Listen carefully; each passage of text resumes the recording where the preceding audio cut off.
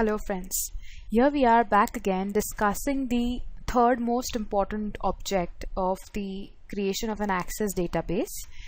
We saw in the previous video how to create a simple form which was a particular form used for data entry, and we could easily do that. It's a very simple process, and with the help of which we could create this customer simple form.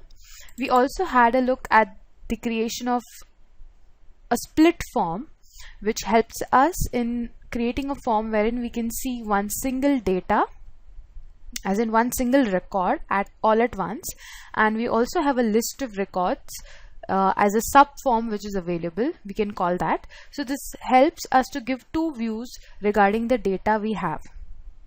So this is particularly helpful for the creation of invoices that we did, and we were able to analyze one single record at a time and also have a look at the various set of records in case of customer invoices. Moving ahead, in this video we're going to see how to create a compound form. This will be one step ahead of what we saw in the simple form. Although there's not much difference to this, we are going to use the form wizard in order to create this form. So let's close all of this which we have done in the previous video, and over here we'll start creating a compound form. Again, when you want to create a compound form, the most important thing that comes into picture is the relationship. If you remember, we had linked the tables together, and those tables had one-to-many relationship. Coming back to the database tools, looking at the relationships, if you remember, we said that we have a one-to-infinite, one-to-many relationships. One customer has various contracts under him. Correct? So this thing is what you need to keep in mind before you're creating a compound form. Fine. So let's go ahead and create a compound form, and you will see for yourself that how it has to be made and what is its use. Coming under the Create tab, under Form, you will find these options which are available to you. Let's click on Form, and you will see that this launcher has opened up, which is asking you which fields do you want on your form. You can choose from more than one table or a query. So here we have the option of choosing either tables or queries in order to create a form. We are going to use two tables, starting with the customers table. These are the fields that are available with me in order to create this form. I require all these details in my form, hence I'm going to click on this double arrow which is over here.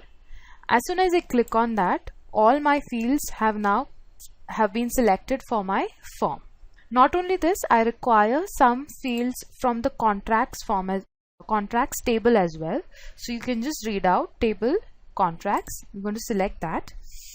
And from this table, what I require is the order ID. I would also require the sales date, and let's take the product ID as well for us to know which product that particular customer has placed. So we are basically combining these two data together in order to create our form. Only if you have created relationship between them, you will be able to do this. Fine. So since the relationship between customers and contracts is very well in place, I can go ahead and click on Next. As soon as I click on Next, we notice that this form wizard is giving us an option. How do you want to view your data? Whether you want to view your data by customers or by contracts. And the form will have a subform. We'll keep that as a default, with the help of which you'll be able to see a subform as well to the form. Once we are done with this, you'll be able to see what I mean by subform. So what does this mean? If we arrange it by customers, it will mean that you would, let's say there's a customer called Paul.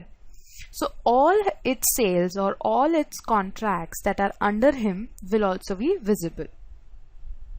Okay, so how the designing of this table was done, that there's one customer with various contracts, and that is what we want in the form as well, right? One customer with various contracts, one to many. We will keep it by customers only, and we click on Next. Now it asks for the layout. What layout do you want for your sub form? Whether it should be tabular or it should be datasheet. We'll keep it as datasheet only. You can explore tabular as well. There'll be slight difference to the look and feel of it, to the layout. Datasheet is recommended, and once you click on next, it'll ask you what title do you want to give to your form. So let's keep it customers compound for your understanding. This is a compound form that we are creating, hence let's keep it customers compound, and open the form to view or enter information. We'll keep the default and just click on finish. Okay, as soon as you click on finish, you'll be able to see the form version of the two tables or the various fields that we selected in the two tables. Okay, we can see all the details of the customer, the fields that we selected. There's the customer ID, there's the customer name, city, country, contact name, phone, email. Also we have this sub form. This is called as a sub form, which is giving us the information regarding that customer and the contracts that they have placed with us. Alfred's does not have any contract placed with us. If we have to navigate, if you remember, I have already spoken to you about the small ribbon which is available for us in order to navigate. This arrow will take you to the next record. So let's click on it and you'll see that the customers are changing. I like to stop at okay. Here we come. So we have this customer born app which has placed this order with us. They have placed this one order. Let's say if there's one customer who has two orders, so all the orders will be in that order. So this is how this main form with a sub form is helping us to locate as to which customer has placed which contracts and how many contracts. In case if you want to add a new contract or a new customer, you can do that as well. Now let's identify one customer and add a contract over here. You can take anyone at random,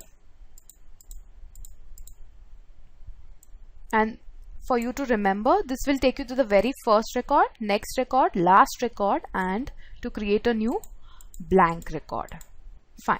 Let's create a contract for this customer, Bottom Dollars Market. Now Bottom Dollars Market has placed an order for us, and what we are going to do is we are entering data, we are entering a record using a form, this form that we have created, which is customers compound. Let's enter the order ID. 10492 is the order ID. The sales date, the date when the order was placed was, let's say, April 13, and the product ID that they have placed is 10. 10 is the product ID that they have placed the order for. Okay, so what we are doing here is we are adding a record, and I want to show you all that as soon as you add a record in your form, it will get updated in the query as well.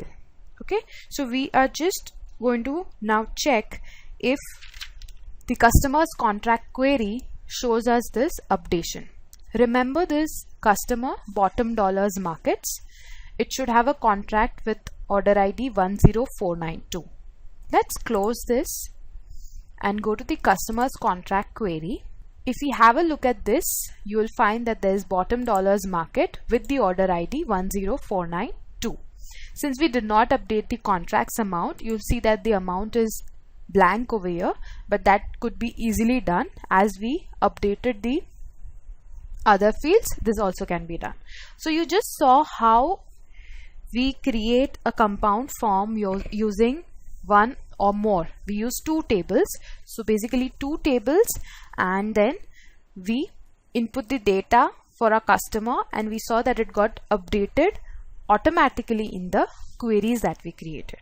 So this is how the entire process happens in Access database, wherein you just need to update your data in the form and it will get updated as well in the queries.